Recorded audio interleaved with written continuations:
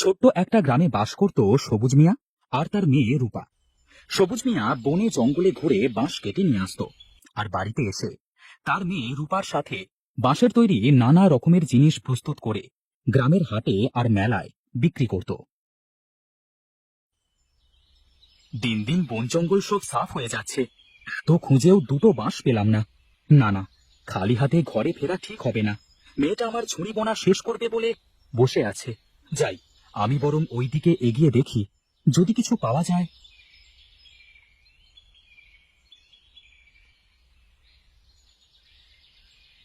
এই দিকের বাঁশগুলো তো এখনো ছোট, তবে এবার কি করি? সারাদিন ঘুরে ঘুরে বড্ড খিদে পেয়েছে, খালি হাতেই বা ফিরে যাই কেমন করে? আরে, ওই দিকে কি, গিয়ে দেখি তো।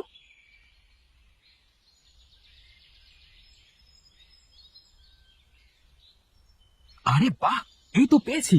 যাক, কাল হাটে একটা ছড়ি বিক্রি হলেও বাপ মেয়ের দুটো দিনের খোরাক হয়ে যাবে।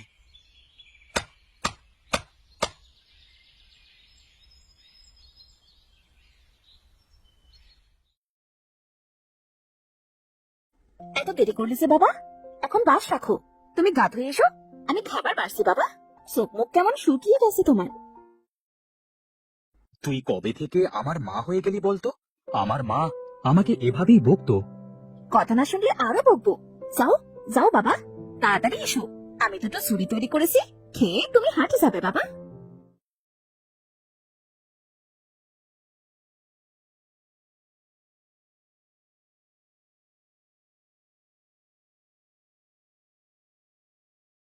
বাবা দেখো, ঝুড়িগুলো কি সুন্দর হয়েছে দেখতে। এগুলো হাটে নিয়ে গেলেই দেখবে বিক্রি হয়ে যাবে, ভালো দামও পাওয়া যাবে বাবা। ও বাবা, এর মধ্যে ঘুমিয়ে পড়লে? এখন এই অসময়ে কে এমন ছুরি কিনবে মা? দিন দিন মানুষ কাঠ আর মাটির নানা রকমের জিনিস সস্তায় পেয়ে যাচ্ছে, আর ওগুলো টেকেও বেশি দিন। বাঁশের জিনিসের তেমন কদর নেই মা। এ কাজে আর ভাত নেই, অন্য কাজ খুঁজতে হবে। এই কাজটি তুমি খুব ভালোবেসে করো বাবা। কি করে আসবে মা? বনে জঙ্গলে আর আগের মতো বাঁশ পাওয়া যায় না। মানুষেরা সব বন জঙ্গল সাফ করে বাড়ি তৈরি করেছে। এভাবে আর কতদিন টিকে থাকতে পারবো কে জানে। তুমি যাও আর হাটে ঝুড়িগুলো বিক্রি করে এসো।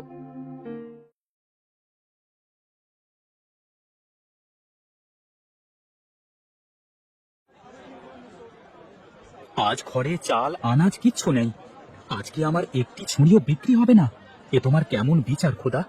অসহায়ের কাছে কিচ্ছু নেই আর ধনীদের অঢেল। তবে অসহায়কে কেন তুমি দুনিয়ায় পাঠালে?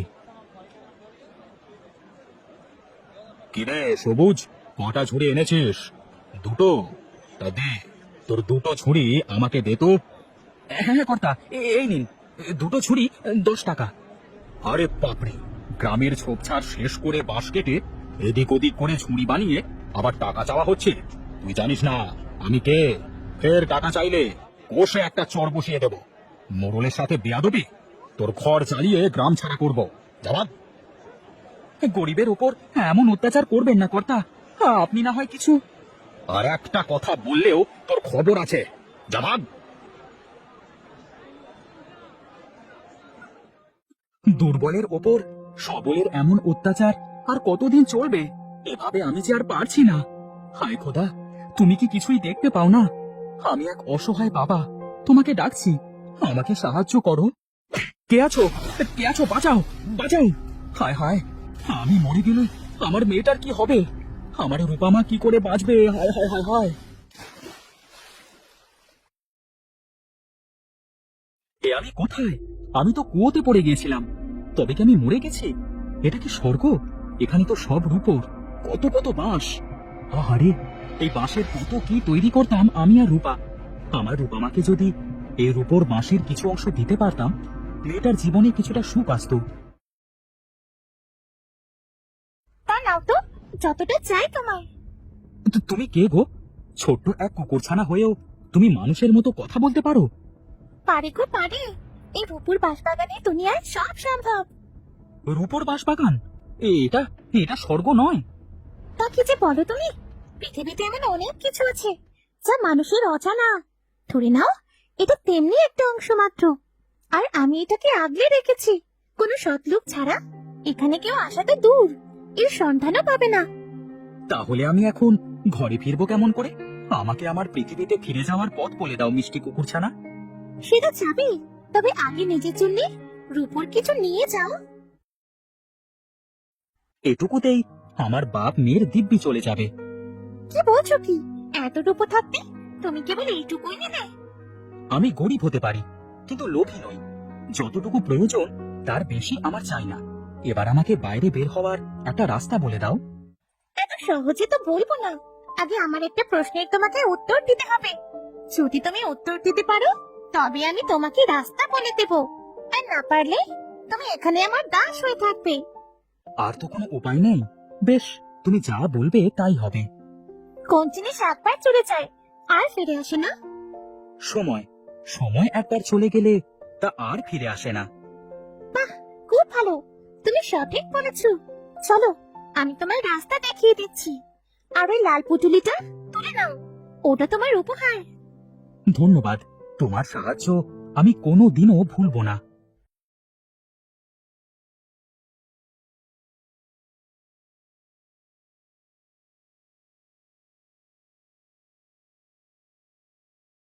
তুমি কাউকে কিছু না বলে কোথায় চলে গেলে বাবা? আমি এবার আমি এবার কার কাছে থাকবো? তুমি ফিরে এসো, তুমি ফিরে এসো বাবা। মা রূপা, আমি এসেছি। বাবা, বাবা তুমি কোথায় গিয়েছিলে? 2 দিন হয়ে গেছে, কত জায়গায় তোমায় খুঁজেছি। তোমার কাঁধে কি বাবা? ঘরে চল মা, তোকে সব বলছি। আমাদের দুঃখের দিন খোদা দূর করে দিয়েছে মা। এখন শুধু সুখ আর সুখ।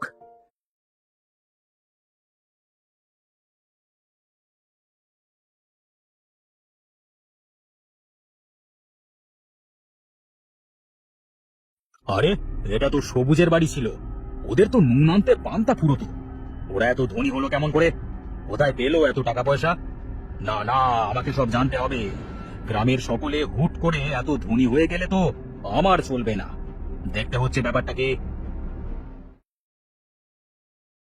বাবা, আমাদের তো রূপোর বাসদারে ওই কুকুরছানায় সাহায্য করেছে, কিন্তু তুমি কি করে পৌঁছলে সেখানে? সে তো আমি জানি না।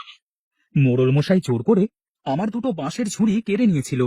ঘরে খাবার নেই বলে আমি কাঁদতে কাঁদতে ফিরছিলাম। আমার খুব কষ্ট হচ্ছিল। আমি কিভাবে যেন পুরনো কুয়োতে বসে পড়েছিলাম, আর ওই কুয়ো ভেঙে নিচে পড়ে গিয়েছিলাম। যখন চোখ খুললাম, দেখলাম রূপোর ধুলোয় আমি শুয়ে আছি। চারিদিকে সব রূপোর তৈরি, আর চকচক করছে। কুকুরছানাটাকে নিয়ে আসতে বাবা, আমরা ওকে লালন পালন করতাম। না মা না, ওই কুকুরছানায় ওই রূপোর বাছার পাহারা দিচ্ছে। ওখানে যাওয়া মানুষদের অনেক উপহার দিয়ে বিদায় দেয়। আরে বাপরে, রূপোর বাজার! সেখানে রূপোর ধুলো! না না না না, আর দেরি করা ঠিক হবে না।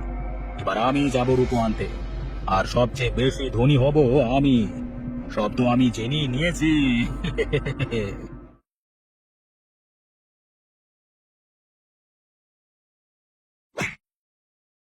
অনেক রূপো আনবো, অনেক। ওই সবুজের চেয়ে বেশি রূপো পেতে হবে। আমি কি তলিয়ে যাচ্ছি? না না না, আমি ভয় পাবো না। আমি রূপোর বাঁশঝাড়ে যাব। এইটুকু কষ্ট তো সহ্য করতেই হবে। ইস, বাবাটা যে কোথায় যায়?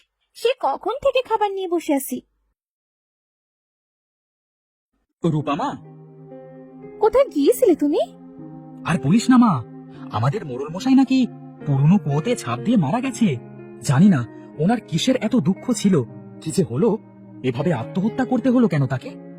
কি বলছো কি বাবা? উনি আত্মহত্যা কেন করবেন? তাছাড়া পুরনো কুহুতে তো রূপোর বাসার। যারা অসৎ তারা রূপোর বাঁচার দেখতেও পাবে না, আর যারা সৎ রূপোর বাঁচার নিজে তাদের সামনে আসে। কিন্তু এই কথা কেন বলছিস মা? উনি তো লোভী ছিলেন। উনি কোনোভাবে জানতে পারেনি তো সে ওই কুয়োর নিচে। কি বলছিস মা? না না, এই রূপোর বাছাড়ের কথা আর কখনো আলোচনা করব না।